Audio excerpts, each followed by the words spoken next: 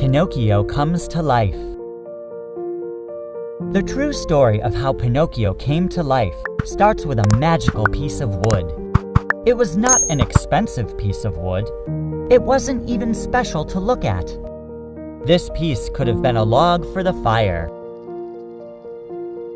The wood belonged to a carpenter, Mastro Cherry.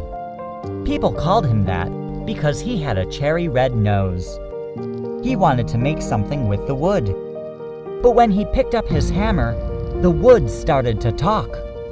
"Please don't hit me," the wood cried out. Mastro Cherry jumped back. Wood wasn't supposed to talk. After a few moments, Mastro Cherry calmed down. He walked around the wood again and again, thinking. Then he knew what to do. He would take the wood to his friend, the toy maker, Geppetto. Geppetto lived in a tiny cottage nearby.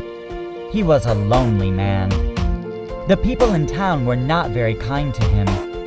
He wanted to make a puppet to perform in shows. "If I could make the townspeople laugh, they might treat me better," he said to himself. Mastro Cherry knocked on Geppetto's door. "What do you want?" Geppetto said, opening his door only a crack. "I have a special piece of wood for you," said Mastro Cherry.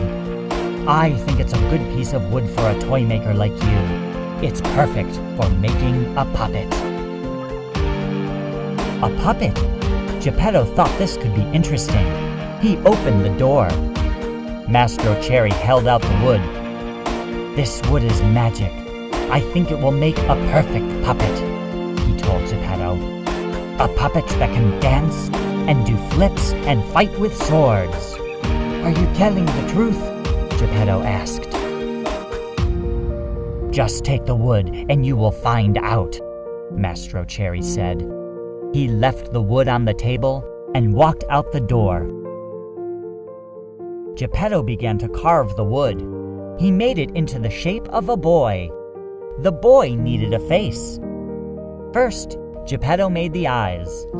To his surprise, the eyes began to move. They were looking right at him.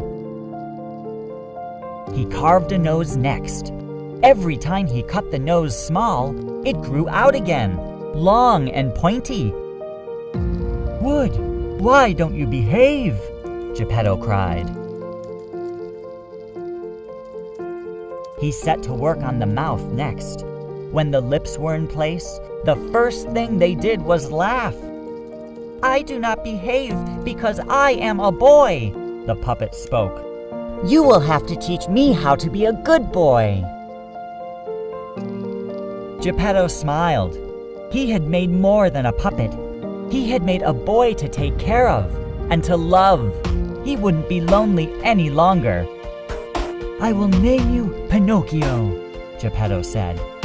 "And you can call me Geppetto." Pinocchio was so happy. He'd been nothing more than a piece of wood for so long. Now he was a puppet who had come to life. A puppet who could dance and talk. He hugged Geppetto tightly. "I will call you Father,"